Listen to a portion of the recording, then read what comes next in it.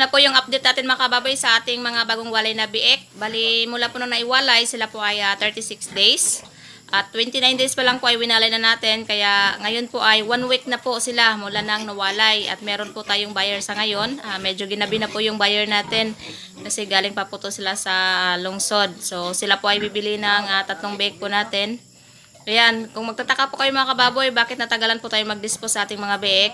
Mahirapan po tayo nag-dispose na ngayon kasi nga ay wala pang mga bakante yung kulungan ng ating mga buyer. Marami naman po sanang nagpabook kaso wala pang ang bakante yung kulungan.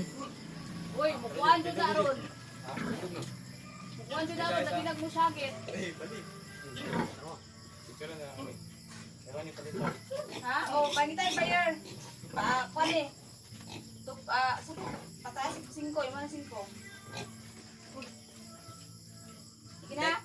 Ligyan niyo, pati ka. Oh. Bali. Itaan ako. Pangita. At 3-5. Kuha 5. Mga 5. Sige.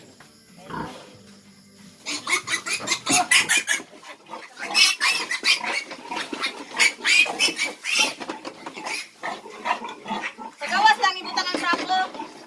Tagawas lang ibutan ang sako.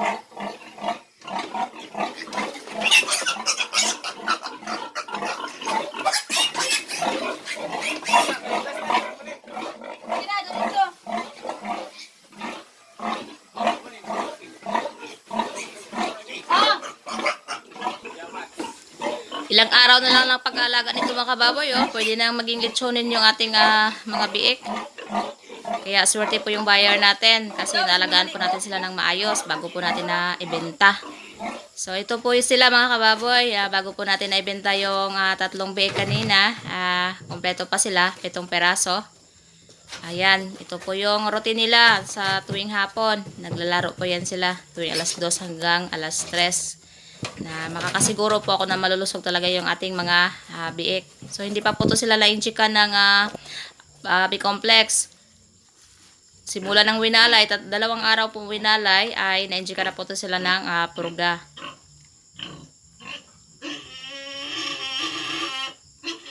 Ganun pa rin po mga kababoy, nagbibigay pa rin po ako ng merenda sa ating mga alagang biik dahil nasimulan na po natin silang pakainin ng mga dahon-dahon mula po ng nagdididi pa sila sa kanilang mamapek.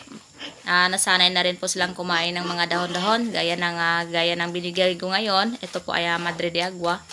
Minsan po ay kangkong, tinangkong at talbos ng kamote. Araw-araw iba-ibang dahon po yung binibigay ko sa kanila bilang merenda po. At yung feeds naman po ay gamit ko pa rin po yung pre-starter. Sa isang araw ay lampas 2 kilo na po yung naubos ng ating mga alaga.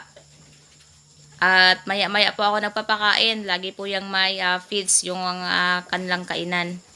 Ito naman pong ating ito sa kabila ay 53 days na pong buntis itong ating dumalaga. Ayan, binibigyan ko rin po yan sila ng Madre de Agua. At doon naman po sa ating inahin, 5 araw po mula nang siya po ay winalay natin ang ating mga biik sa kanya, ay EI na rin po siya. Winalay natin ng Sabado yung ating mga biik, pagka Martes naglandi siya, pagka Huwebes na EI na rin po ng technician. So, yun po ang pinakamaganda po mga kababoy. Pag maganda po yung pagpapakain natin sa ating inahin, kasi yung nagpapadidi pa siya, 2 sako po na lactating as in pure feeds po yung pinapakain natin sa kanya. Kaya hindi po masyadong nangayayat yung ating inahin. At nung nawalay po yung ating mga biik, agad-agad naman po siyang naglandi kasi hindi po siya talaga as in nangayayat. So, ito lang po muna yung update ng mga kababoy. May benta po tayong 3 biik. Happy farming po sa lahat!